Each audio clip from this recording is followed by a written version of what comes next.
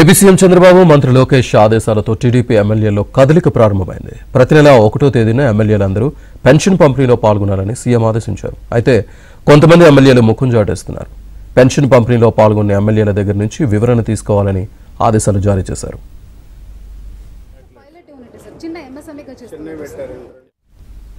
దీంతో ఎమ్మెల్యేల్లో కదలికొచ్చి పెన్షన్ల పంపిణీలో పాల్గొనడం ప్రారంభించారు. పెన్షన్ పంపిణీ కార్యక్రమంలో 97% మంది ఎమ్మెల్యేలు పాల్గొన్నారు. కొందరు మాత్రం అనారోగ్య కారణాలు, మరికొందరు వివిధ పనులపై అమరావతికి వెళ్లడంతో పాల్గొనలేకపోయారని పార్టీ సెంట్రల్ ఆఫీస్కు సమాచారం అందింది.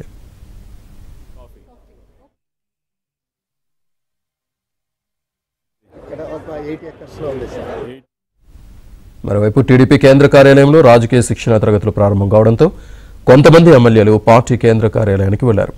కొందరు ఎమ్మెల్యేలు నియోజకవర్గాల్లో అందుబాటులో లేరు. ఇంకా కొంతమంది ఎమ్మెల్యేలు పెన్షన్ పంపిణీలో పాల్గొనలేదని సమాచారం అందింది. వారి దగ్గర నుంచి వివరణ తీసుకోవాలని టీడీపీ హైకమాండ్ కేంద్ర కార్యాలయ సిబ్బందిని ఆదేశించింది.